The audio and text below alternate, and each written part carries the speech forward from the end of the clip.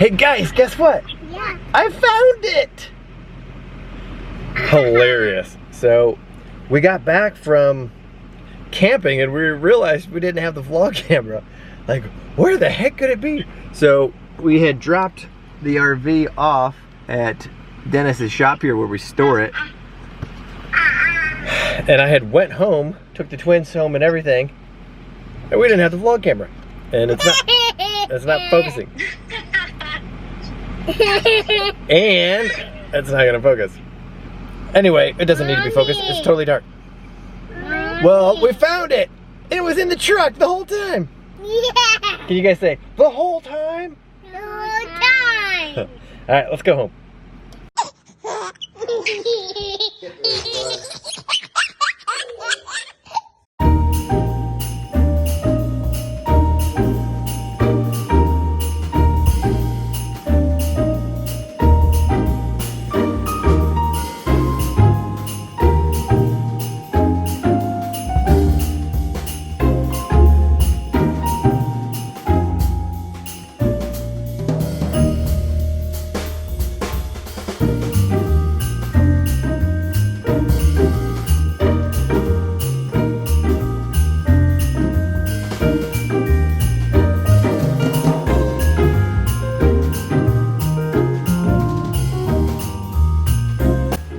It is a good day in the Engelbart's household.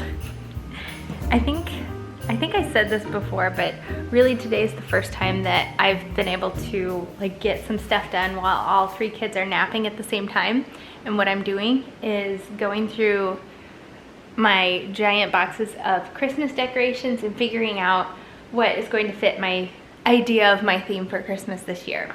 So that's what I am doing for the next hour or so while the kids sleep. I have obviously already done a few things here. I have not yet decorated this tree. The twins put that ball on there. I think they just found it like in my ornaments, but they're both really excited about decorating the tree. However, I'm kind of thinking I'm not going to do much to this tree. I think I'm gonna leave it somewhat bare, like very minimal decor, because it's in our main living space and we have 3 toddlers.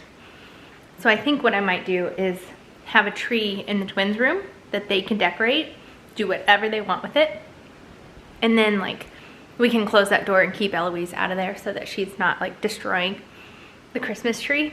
So I do have more boxes of Christmas stuff out here, believe it or not, and a couple more in our room. And so I have many Christmas trees to choose from for their room. I have these 2 that I usually put on the porch, and then I have this one which has 2 more that go with it. It's looking very scrounchy. It just needs to be fluffed, poor little guy. But it has 2 others that are shorter, so I could do like one of those. I could just have one tree on the porch this year and do one of those.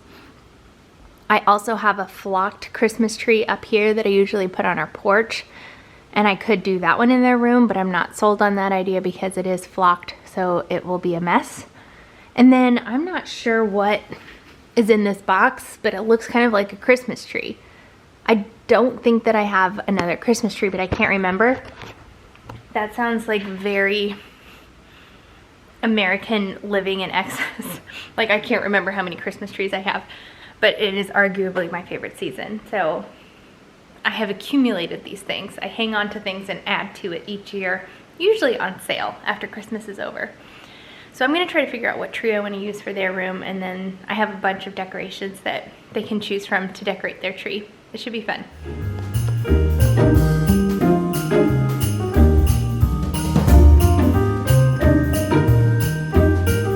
All right, is that the ornaments you wanna use?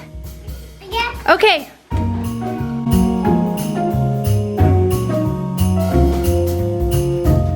It's officially 8:30. Rachel is hosting her first Usborne book party. Look, you look nervous.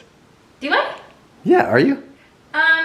No. Okay, good. It's exciting. It is. There's a whole bunch of people in here and I'm just trying to like read everything everybody's saying. Yeah, don't let me interrupt you. Have fun, honey. Okay. Hello to all those that are at the party right now. Thank you guys so much for coming. This is so much fun.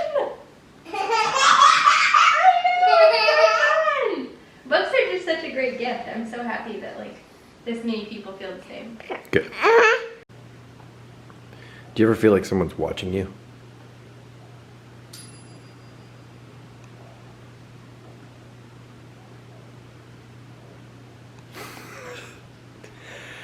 Hey, Darius. So it's been about an hour and a half since the party started. Is it over? I think so. How'd it go? Really well. It was really, really fun. It's really fun, like, feeling like I'm hanging out with, Mingling with the folk. mingling with the folk. Yes. Hanging out with, like, our subscribers that their names that I recognize from comments, from some of them from the very beginning of our channel, some of them from as recent as, like, when we went to the hospital to have Eloise. So it was just really neat. And they were, like, hanging out with each other. Like, some of them were talking to each other. And, Really? yeah. That's cool. It was really cool. We have a lot in common, I think, because a lot of us have little ones, and so Mm-hmm. I just wish we could, like, hang out in person. Right. A meetup or something? Mm-hmm. Yeah. Yeah, like a meetup. Yeah, maybe someday. Thank COVID. These Usborne book parties used to be, like, in-home, Ah. which would have been really cool, because then you could show off the books. And, Right. yeah. But you They're wouldn't get really as many people, because, No. I mean, how many people signed up for your party? A lot. 140 or something. Right, so Yeah. no way you would have done that. I would have. Fun. Yeah, it So was fun. you think you'll do another one someday? Absolutely. Cool. For sure. Yes. Anything else, and me, and you've got all sorts of help. So if you need anything, what I'm saying is don't hesitate to ask. Okay, don't be miserable and be quiet. Sounds good, sir. Yeah, I think you guys have really made the culture where it's I feel comfortable reaching out for help right. Yeah, good. Okay. It was kind of an unofficial phone call. It's really confusing for a civilian to understand like how the reserves work. Amen. They're like, you live at the Lake of the Ozarks in the middle of Missouri and you're in the Navy? Yes, I'm in the Navy.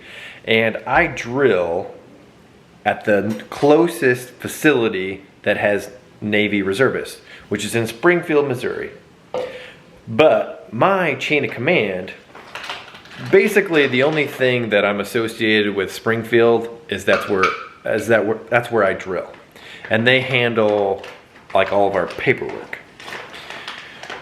My chain of command is actually located out in Camp Lejeune in North Carolina. Well, I thought you were in Jacksonville. yeah. So I was just talking to, currently I'm the officer in charge of my unit here in Springfield. I was just talking to the executive officer from Camp Lejeune. And him and the commanding officer and the command master chief are all going to come to Springfield in December for a visit. So, how do I feel about that? It's fine. It's not like they're coming for an inspection or anything. They're just coming to like meet everybody and talk to everybody, and if there's any problems, they can solve them and that kind of stuff. So it's kind of some extra work, tidying up, but not really. What's a command master chief? Yeah, so Command Master Chief is the top enlisted guy. Oh. So not only is Camp Lejeune my unit, but I'm also attached to what's called an EMF, an Expeditionary Medical Facility, which is out of Jacksonville, Florida. So if we go to war, or even with COVID, if I was to get activated, I would deploy, or if there was a need for a field hospital anywhere in the world, I would get deployed with EMF Jacksonville.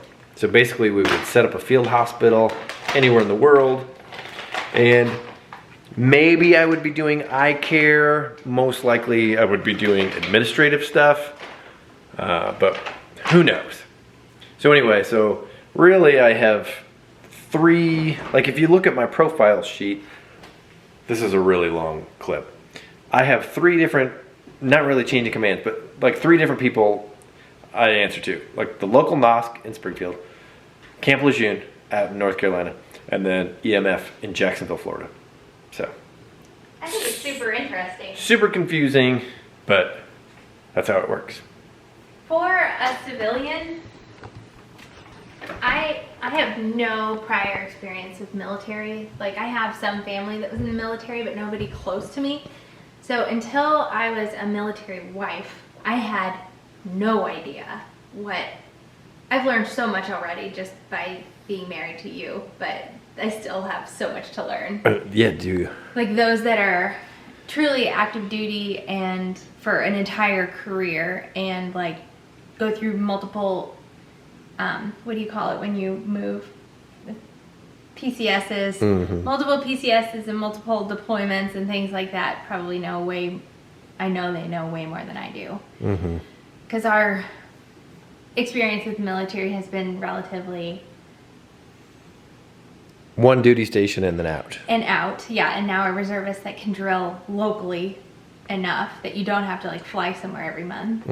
Ours has been relatively civilian-ish. Yeah. And not as much and even our one duty station was extended longer than it typically would have been. So. And that's pretty much how every optometrist is. We're basically just civilians.